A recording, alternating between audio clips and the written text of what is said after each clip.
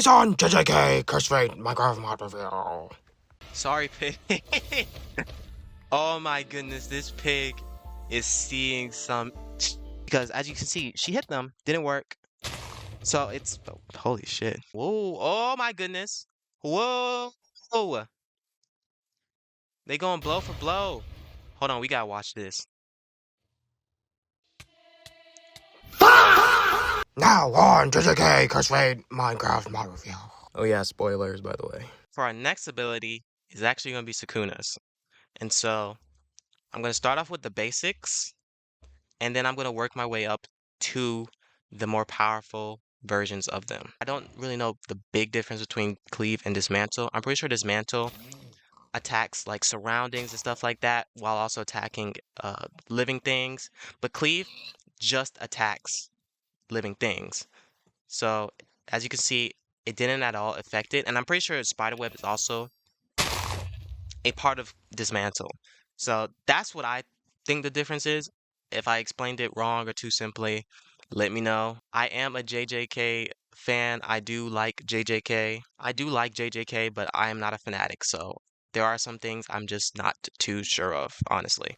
So yeah, as you can see, it sort of shows the animation. You can use the dismantle like 2 times before it needs a bigger recharge. And cleave, let me see if it shows cleave in third person. Yeah, it kind of shows some for cleave.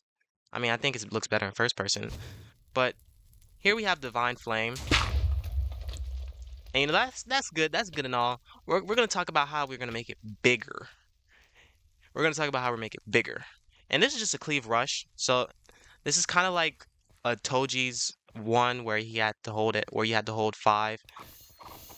And so, again, yeah, I'm pretty sure that's the main difference between dismantle and cleave, is that dismantle also affects objects, while cleave just attacks living things. But if you know anything, you know that Sukuna has his most dangerous technique, his domain expansion. I'm going to show that in a minute. Because actually, it's gonna get pretty crazy. So I want to show the little stuff before we move on to the big stuff. So flow for dismantle has you send out a barrage of ranged attacks. Cleave now targets any entities near us. Spiderweb, it shoots out a range attack. And the rest don't really have anything for flow. And yeah, I saw the word cutting slash. We will get into that as well. So, as you can see, so it looks like you can actually hold it. I'm pretty sure you said you could hold it too. And then 2.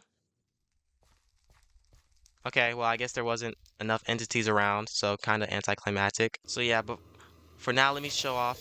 Yeah, if you hold it, how long can you hold it? You can hold it for a good minute. Oh my goodness. But cleave. Ooh. It's like a domain expansion. So the range is pretty short, so I'm guessing that's why you're going to need your domain expansion. Speaking of domains, hold on. Let me try out to do the world cutting slash instead, because I do not know if I'm doing chants right. So I'm pretty sure you have to hit the person, then you chant, and then yeah. So you gotta make contact with somebody before you do it, and you can use it for the first 3. So as you can see here, you can use it for dismantle, cleave, and spiderweb.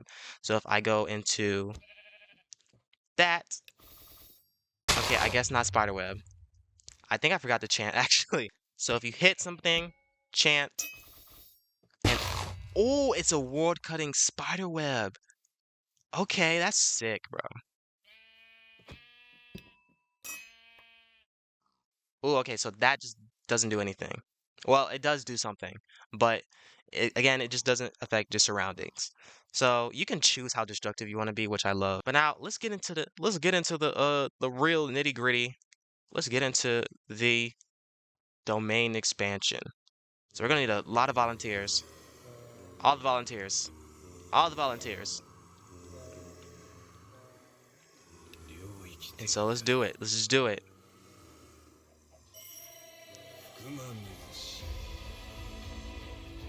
Did it summon? Okay, it's coming, it's coming. And so you saw a little bit of it. But, dude, instantly dead. Hold on, I need to bring out some more before this disappears. Dude, again. And for Divine Flame,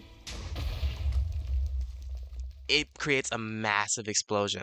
So before it created that little explosion right there, if you have your shrine out, it creates a way bigger explosion. And I did forget to show the flow for Spiderweb. So here it is. Yeah, that's the range attack. Pretty cool. But dude, yeah, I like that technique. Like, of course, Sukuna's technique's gonna be cool as hell. Go big or go home, and my man's went big. So this is after the Sukuna segment, and if you notice that range spiderweb kind of looked like the thing that took out Kashimo. If I use chant plus the range spiderweb, if it'll look like the thing that took out Kashimo.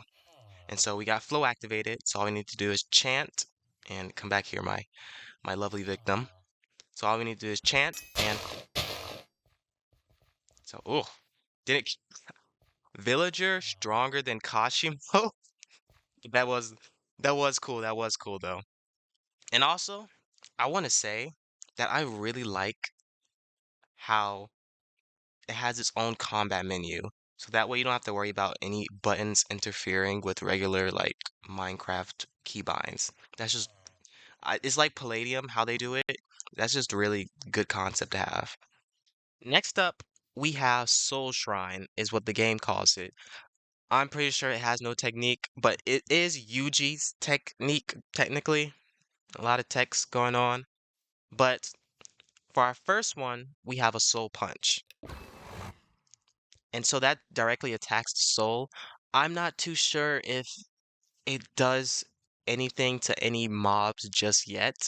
I tried using it against a Sukuna in a test world, and it didn't seem like anything happened. So I'm not too sure if it's more effective against Sukuna or what, but that's a soul punch. Next up, we have dismantling scissors. So basically like Sukuna's, where it seems a bit stronger and you can only use it one time. Severed Soul is where you actually grab your enemies. And so I'm pretty sure I'm actually going to need something else other than a target to show the grab. But if you grab your enemies, yeah. So you just hold them. And you hold them for a good minute too. Next up is Surprise Cut. And so what we're going to do for this is basically sort of like Toji's teleport behind, where you're going to teleport behind them and... Okay, did not work. I think I get it. So you have to do soul damage, and then, yeah. So it's a combo. You have to do soul damage before you can actually use it. And 5 is murderous intent, and so that's just the buff to your techniques. And I'm not too sure if it's doing new animation, but oh, okay. Not. Oh, I just destroyed it. Oopsies. I'm not too sure if there's too many new animations with it, but in here we have our domain expansion. Not even the game knows nothing much about it. It's just dot dot dot. I understand. I completely understand. I don't know either. We're gonna use your own domain against you though.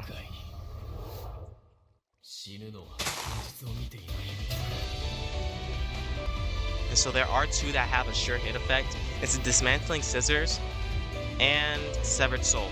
And so even though it says maximum output, it means the domain expansion. But as you can see, you don't even have to be looking at him to... Okay, well, I just missed my opportunity. Anyways, while we're waiting for the domain expansion to come back, I'm going to show you the flow to where if you click 3, or if you use the severed soul, you actually send out a barrage of soul punches. And so, whoa, okay. Appreciate the pants, man. And just to show you while we're waiting, you can make this stuff. You do need netherite ingot for them, but other than that, it's incredibly cheap. So instead of having to worry about killing these guys, if you just want to make the suits yourselves, you have to get netherite ingot. And also as well for the inverted spear. I don't know if you can find it too much, but you can definitely just craft it with a netherite ingot, iron ingot, and this cursed amethyst bottle, which I'm pretty sure I know how you get. You need an amethyst bottle and you need an amethyst bottle and you need to store cursed energy inside of it. And of course, it's pretty simple, amethyst shard and or it looks like 2 techniques to make it, so or 2 recipes to make it, so, you know, whatever floats your boat. Anyways, let's try that one more time. To where, as you saw before, Severed Soul has the sure hit effect, or well, Dismantling has the flow hit effect. And that has a sure hit effect, and if you press the Soul Punch in the domain, you unleash a Black Flash. And so this, dude, this is so cool. But that is everything for Yuji. Next up, we have Garuda. I mean, oh my goodness. Next up, we have Yuki's technique. And so this is called Star Rage. And for it, just like Yuta's, you do get oh my goodness, what is it called? I keep wanting to say Shinigami, but I know it's Shikigami. It's Shikigami, not Shinigami. Oh my goodness. To where you summon him, and he's gonna be right by your side. And actually, if I could like do a quick little rant, well, not a rant, it's not a rant, but if I could go off on a quick little tangent, I Megami has probably my favorite curse technique in the show. He's not my favorite character by a long shot, but he has my favorite curse technique in the show. And I hope for whenever they get around to making Megami, the uh shadow the shadow summons are not attached to your hip. Like I mean not Rika. Like Rika and Garuda. I'm sorry, I'm getting tired. I have been I have been on this for a good minute. But I hope it's not like that to where they are just by your hip. If they want to make it like that, they are fully in their right to do that. But I feel as if they make it more like wolves where they can walk around themselves, they still follow you and stuff like that, that would be cool. But I hope they aren't attached to your hip for the Megami summons. But for Garuda and Rika, it's completely fine for me. Anyways, similar to Rika, I'm gonna die. Oh my goodness. I'm pretty sure, yeah. So, okay. Anyways, as I was trying to show you, Garuda acts similar to Rika, where she will, or I don't even know the gender of Garuda. I'm pretty sure it doesn't have a gender, but it'll kind of bind them, which is really neat. But you know, I'm not dealing with all of them. Or well, I'm not dealing with all of them. Where as you can see, they definitely have a couple of options to where so this is just okay, so that keeps them on them for longer. So here we have Saturn, which is just a massive attack. Oh my goodness. And here is Jupiter, where okay, instead of jumping up, you just do that same attack, but standing still, which I don't mind either way. Both have different maximum outputs, I'm pretty sure. So we'll see that in a second. And so, holy crap. Shit. Holy crap. They actually meant you summon Jupiter. I mean Saturn. Holy crap. I don't know why I didn't take them seriously the first time. While we're waiting for our maximum output to come back, let me show you the flow. Where for 4, or for Jupiter, you actually shoot a star out.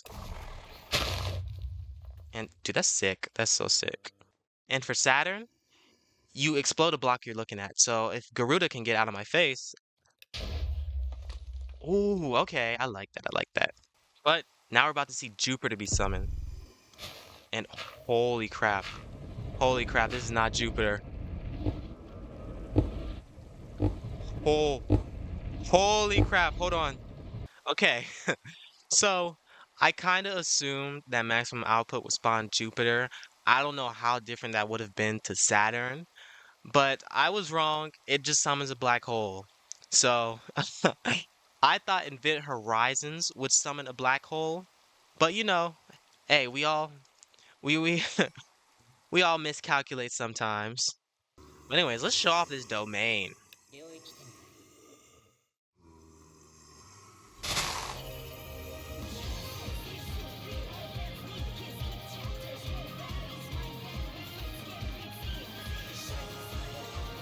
Up there. Okay, finally. I was like, okay, when they finna die?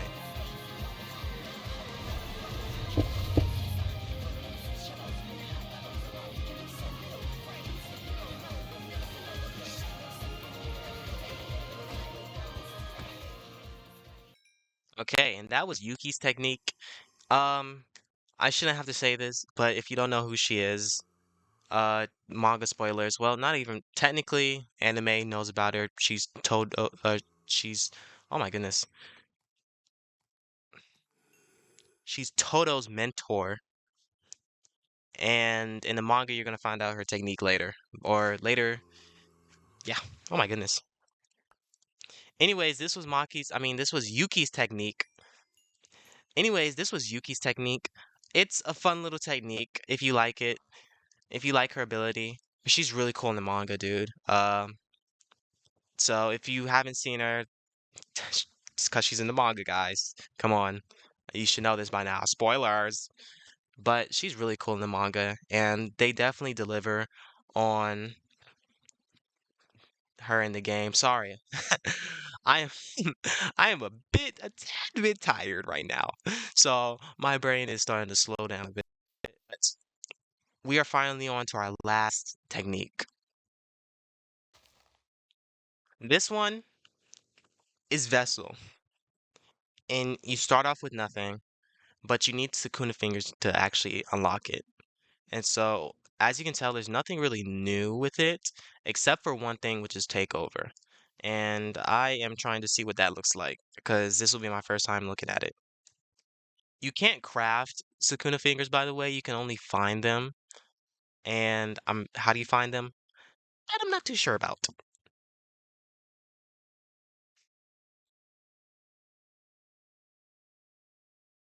But for now, let's just start chowing down these fingers. Okay. And so if we go into it, let Sukuna take control of you. The more fingers you eat, the greater the chance he will accept your request needed to use any of the shrine moves. Okay. So let's see if this does add anything to my character. Sukuna refuses. Okay. The fuck? You can't just refuse. Whoa, okay. So, ooh, that is interesting on my skin. But I'm not taking this little gremlin off. I'm sorry. I'm not taking this little guy off. So I'm taking over, which means I'm just like super evil now or whatever. And so now I can use dismantle and stuff like that. And so, nothing really new. Again, it's just the basics. And so now I have eaten 20 fingers. Um, I'm pretty sure there's nothing new. I'm just now Sukuna with a bit more steps. Okay, and now I want to show you the miscellaneous items. Well, that's what I'm going to call them, the miscellaneous items. Where here we have a cursed shard. And this actually, well, hold on, let me show you how to make it. It's pretty, well, I want to say easy to make because you got to find a skulk cave and everything. And I'm pretty sure amethyst caves are pretty rare. And you also need a cursed amethyst bottle, but as you saw before, you just need to right click it and find amethyst. So I don't want to say it's too inexpensive to make.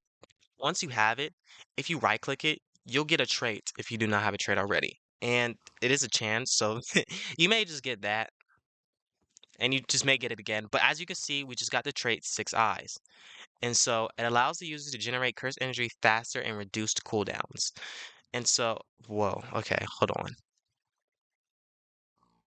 What the world? And if you do have a trait, it removes the trait. So if you got a trait, just know that if you do it again, you will lose that trait. And you'll have to find a cursed, or have to make the cursed shard again. And there is a chance, okay, with the sparks of black. Blesses the user with a special black flash after landing 4 black flashes. Whoa. Okay. Hold on. Whoa. Okay, okay.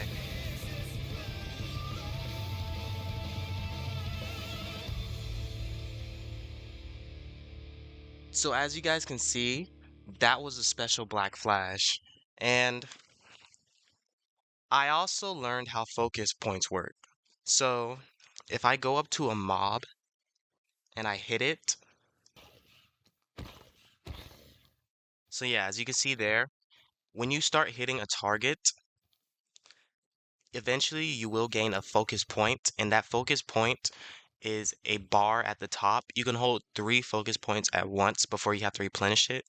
And it's used for stuff like chants. So if you are not casting chants while you're clicking whatever button your chant is set to, that's because you most likely don't have a focus point. And so you do need the focus point to have a chant. You also need it to get a black flash. And so the way black flashes work is that you actually have to hit the black flash. And so yeah, that's a normal regular black flash compared to the special black flash. Okay, 6 eyes. Flesh arms. So gives user extra damage on all abilities. So basically what Yuji had in his Shinjuku Showdown. And the last one is called Perfect Body. And so gives the user a perfect body for battle with extra health and damage. And so as you can already see, I got 4 arms now. So they don't really move. They look low-key kind of awkward, but it's probably going to get fixed later. And yeah, those are all 4 of the traits. We have 6 eyes, sparks of black, flesh arms, and perfect body. Okay, so I had trouble figuring this out, but I just figured it out. For your vessel technique, it looks like the only one that can be evolved. And because it's pretty infuriating, well not infuriating, but it's pretty just Sukuna with more steps to have to ask for him to take you over. But if you click the evolution shard, okay. Okay, that makes sense. And so it looks like your level needs to be 100. So you need to reach a level 100. Okay, it's still on my face for some reason. Whatever. You need to reach level 100 and then use the evolution shard, and then you're gonna unlock the soul shrine. If that makes sense. If it's not, I'll just cut it into where it makes sense. Originally, I was not going to talk about binding vows because when you go to it, it says locked. Like if you go to it without any commands or anything, it just says locked. And if you right click it, it doesn't change it from locked. So I don't know if it's not supposed to be a complete feature yet or what. But anyways, what you have to do if you do want to test it out, or what I had to do at least, is put in this command right here, and then you're able to get your binding vows. So right now I have it at 0, but if I click the binding vows, and then I click right here, it's actually going to use one of my binding vows. And so that means I'm going to guess that it's, oops, oh, well, I'll show you that later. I'm guessing that means that this is only a single use. Yeah, so this is only a single use. So when you go to it, click that, you're going to be able to roll your binding vows. And so here you have, during the day, your curse energy is capped at 80%. So this is Nanami's little binding vow. Supreme Chanting causes chants to become toggleable at the cost of 1 focus point per active. I'm still not exactly sure how focus works, so, you know. And then causes Black Flash to only be activated randomly. So these don't really seem the best, but you can always just re-roll them, I'm guessing. Or I guess not. But yeah, that is a binding vow, so that makes sense. Yeah, I have no idea if you can unbind yourself from the binding vow. But let's move on to the next thing, which is actually going to be the structures. And so this structure right here is a Sukuna's finger box structure. Kind of a mouthful. That's probably not exactly what, well, that's definitely not what exactly it was called. I think it's just called the Sukuna box or Sukuna finger structure. But anyways, pretty easy to spot, and there's a lot going on. But as you can tell, the chest in the middle is the one you're going to want to go to. And when you click it, you're going to find a Sukuna finger with a bunch of other random nonsense wrapped between it. The next spot is, whoa, okay. Uh, this one, I guess, loaded in pretty weird. This is called the graveyard. And basically, sometimes there's a chance, yeah. Well, I don't know if it's a chance or not, if it's always in certain graves. But there are chests in the graveyard that have a lot of good stuff, actually. So you are going to have to do a little bit of a corpse digging and... Okay, I kind of messed it up. But you can, as you see, I got 2 Sukuna fingers now. So you can find Sukuna fingers in the graveyards as well. And so yeah, just make sure to do a little bit of rummaging through some graves. They don't always spawn in a cave or anything. This one just spawned in it because world generation. Oh, Gege's tree. I have no idea what to expect to it because I wanted to, and I can already see what we're looking at is something actually. I actually don't know what it is. It is Gege. I figured it was. And so you can find Gege, Gege's little character. I forgot if the characters mangakas have are called anything, but that's Gege's little character, the little cat dude. But since I did not explore this before, I have no idea if this has anything special. There's a lot going on. So I'm gonna just go spectator mode real quick to see. And I want to kill Gege because I want to see if he drops anything, and also because it's Gege, so.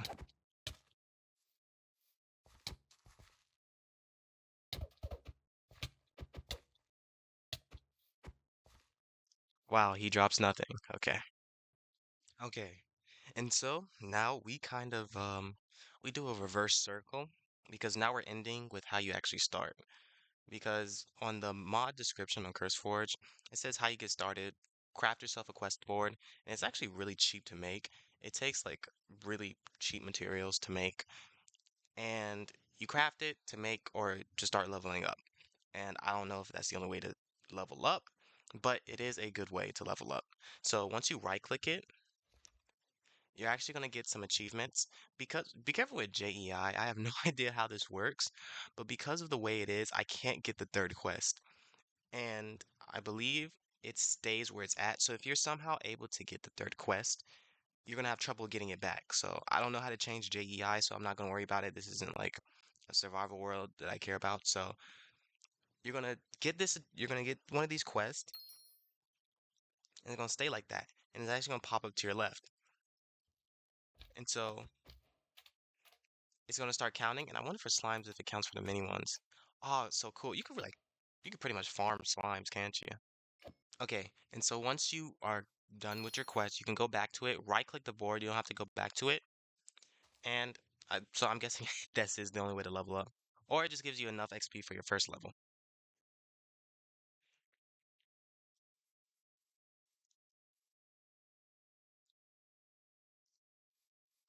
But yeah, this is gonna be it for the JJK review. Sorry if I had to, and yeah, this is gonna be it for the JJK Cursed Fate Minecraft mod review. I'm sorry that I had to split this up into two parts. I don't like doing that myself, really.